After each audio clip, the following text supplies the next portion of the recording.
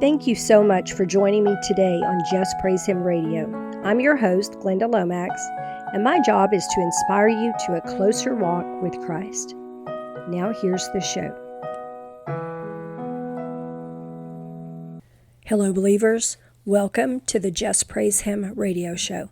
I'm your host, Glenda Lomax, and I have a really interesting story to tell y'all tonight that actually has a good ending. I'm going to tell you a story of fentanyl addiction and how it turned out, how God saved the day. This story is from my family. It happened to my great-nephew, so I'm going to tell you my niece's, his mom's side of the story, and his. I have interviewed them both. I tried to get him on here on the podcast, but he's not comfortable being recorded yet.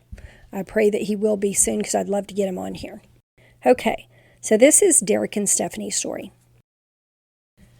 She said that she did not know he was on anything for a long time. He hid it really well. Until one day she found some, quote, stuff in his room, because he lived at home. He began being very disrespectful to her, and she said he was like always really cranky and moody. Now, y'all don't know my niece, so let me give you a little background. She is an amazing woman. I have admired her for so long, I can't remember when it first started.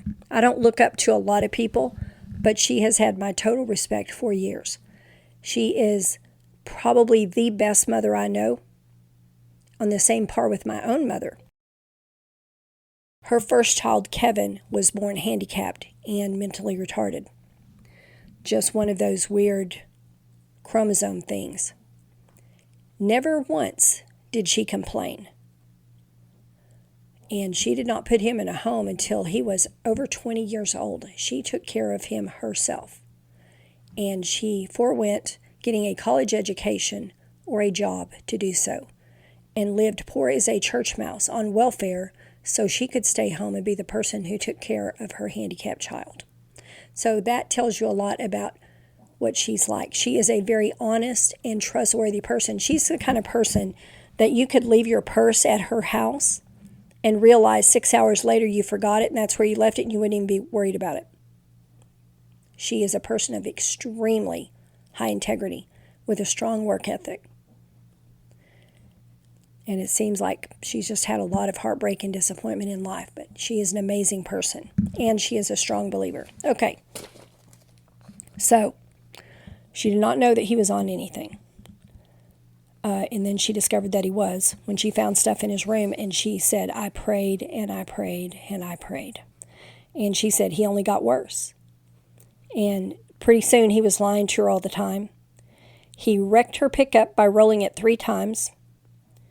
And he got out of the wreck with only a scraped knee. I'm surprised she didn't beat him up at that point. I would have been real tempted to, let me give you a few more marks to go with that. Yeah. This happened only a few months after her father died. And so she was grieving when it happened. So she got a car to replace the truck, and he wrecked that when he hit a raccoon. And then he scraped down the side of her car on a pole, and then he threw something and broke the windshield.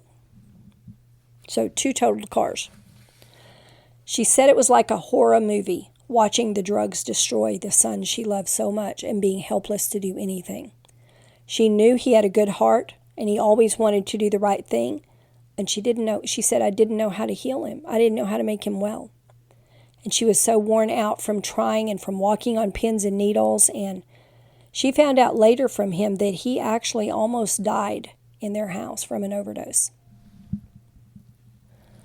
So he tells the story about the rolling the truck. He said, I was on fentanyl then.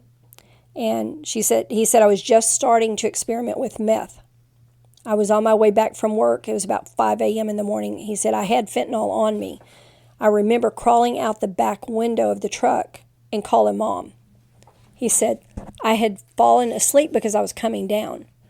And he said, I woke up sliding on the wet grass on the only curve on Highway 152. When I woke up, I was sliding in the grass and tried to correct it. And he said, all I could do was steer it slightly left. He said, I wasn't even wearing a seatbelt, and I was trying to avoid a concrete embankment. That concrete embankment would have killed him. All I had was a scraped knee from my son's car seat that was loose in the floorboard and bouncing around. He said, the trooper said, I don't even know how you're alive right now. He said, I did not have a near-death experience because I was flirting with death every day. He said, though I would not have offed myself, I actually wanted to die, but I did not want my mom and my son to have to grieve for me. Addiction makes you want to die. I've heard more than one person say that. He said, my son Lucas was a huge part in getting help. But one day, he said, my mom broke down crying and said, you're killing me. He said, I was just in shock, like I realized I was really killing my mom. And he said, then I suddenly realized I'm her Lucas. He said, that was the turning point. He said, I always experimented with drugs, but I could always walk away from them. But when me and Lucas's mom split and she was keeping my son away from me, his son is everything to him. That's his whole life. He said, my friend introduced me to fentanyl. Can I just say that if you have friends like that, you don't need any enemies? He said, and the fentanyl took away all the pain, all the heartbreak. He said, but then the need for the drug was so strong. He said, God did not deliver me from the desire for fentanyl until I completely surrendered my life to him. And I said, whatever you want my life to be, you can have it. He said, I even stole from my grandparents. In my mind, I told myself I was going to pay them back, but of course I had no way to do that. Growing up, I never stole anything, not even $1 from anybody. And I said, I'm surprised that your mom didn't beat you down for that, man. And he said, I know, I was never scared of my dad growing up. He said, my mom was far more violent. She's just a really tough chick. The bad part is she didn't get mad at me. She broke down crying because I'd done it. And after I ripped off all my fentanyl dealers, I had to get on meth because on fentanyl, you just drool on yourself all day. He said they call meth the soul snatcher because it leaves you soulless. That's a scary thing. And during the time when he had gotten on meth was when I went to visit last summer. I remember after he hugged me when he and Stephanie came in, looking into his eyes and seeing just this hopelessness, and I was so afraid that he might be suicidal because I've seen that look before. He said, I could feel an evil presence attached to me when I was doing meth. I only did meth for about 9 months. I did fentanyl for 2.5 or 3 years. You get far from God really fast on meth or fentanyl. I bet you do. When I was hooked on fentanyl, I stopped reading the Word. I stopped praying. I stopped everything. And Derek was a very strong believer, y'all. He said, one day I prayed and asked God to take that desire to do fentanyl away from me. I had been to rehab 3 times at this time. I really wanted God's help so bad, so I prayed. He said the next day the fentanyl stopped making me high. And the high was what took the pain of not being able to see my son and the pain of hurting my mom and letting my family down and stealing pills from my grandparents. I had so much shame over that. If it was not for the love of my mom and my son, I might have given up. Fentanyl is such a powerful drug, it takes over everything. And I said, so what was the turning point? And he said, me praying for God to take away the high. And that day my mom broke down crying and said, you're killing me and you're going to destroy your son's life. He said, that opened my eyes. And then she left late at night and wouldn't even answer my phone calls. He said, it shook me up. I did not get clean right away, but 3 or 4 weeks later, I realized I either had to get help or I was going to die. And he said, I was chasing the high of being too high. He said, that's where the pain is gone. I chase that every time, and it's the highest you can get on fentanyl without dying. He said, my mom found me in the chair more than once. My lips were blue, and I was gasping for air. Several times my mom found me in the car with my foot on the brake, passed out from it. He said, I had friends who died from half the amount of fentanyl I was doing. I said, did she Narcan you? And he said, no. He said, but I think she keeps Narcan now. He said, I've Narcaned at least 10 people where I'm at right now. He said, they're always really mad because it took away their high. And he said, and I'm like, I literally just saved your life. And he said, you know, you never see an old fentanyl addict. He said, that's because they don't exist. He said, you see old heroin addicts, but there is literally no such thing as an old fentanyl addict. As the addiction progressed, he began stealing from her. First, he would just not repay the money he borrowed from her. She barely got by as it was, but it became so much worse. You can't make much of a living in western Oklahoma unless you own an oil rig or something. Y'all, the jobs there don't pay much. I lived there for many years trying to raise my kids on nothing. It got so bad one day while she was at work, he said, I sold her washer and dryer right out of her house to get money for drugs.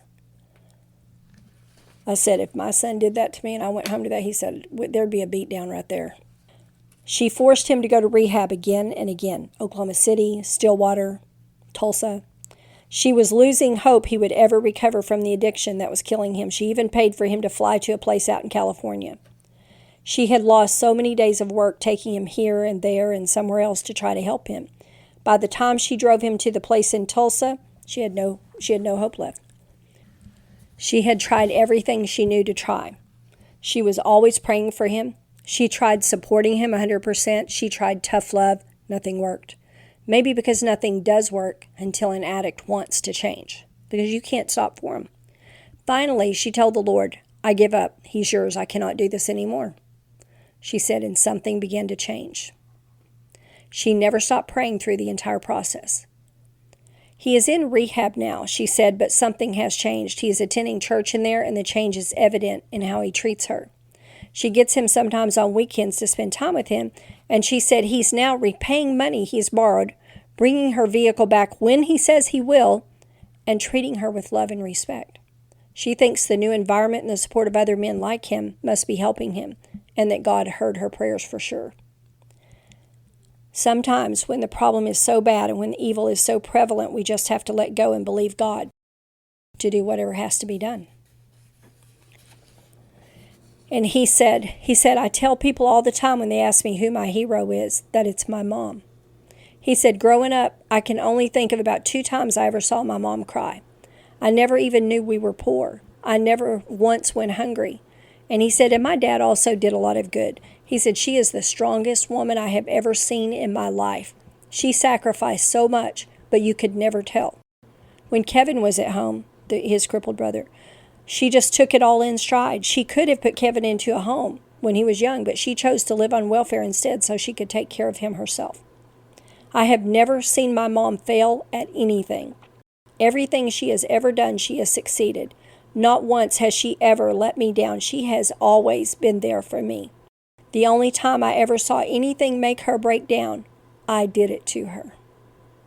He said, now she finally trusts me again. Now she don't have to sleep with her purse anymore. He said, when I told my program manager she gave me a key to her house again, I broke down. He said, that is so huge. She knows I'm back to who I was, and even better. I said, do you have any advice for the parents of other addicts? And he said, don't shame them. Don't enable them either.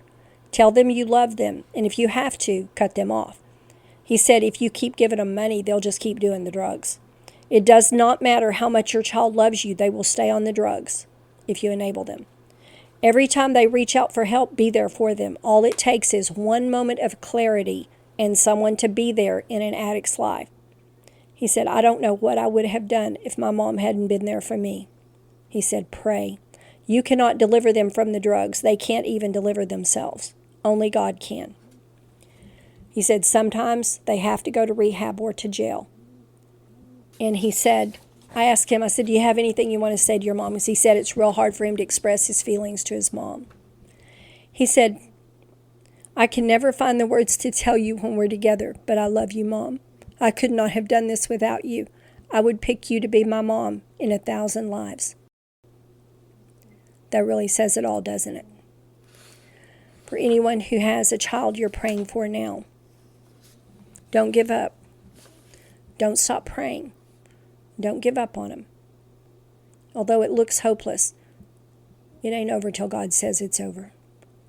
With God, nothing is impossible. Jesus bless you. Thanks for listening. Y'all have a great week. Thank you so much for tuning in today to Just Praise Him Radio, sponsored by the friends and supporters of JPH. You can contact me by mail at my new address, Glenda Lomax, JPH Inc., P.O. Box 854, Altus, that's Altus, Oklahoma, 73522, or by email at jphtoday@gmail.com. Don't forget to visit the website for prophetic updates at wingsofprophecy.blogspot.com. JPH is not affiliated with any nonprofit organization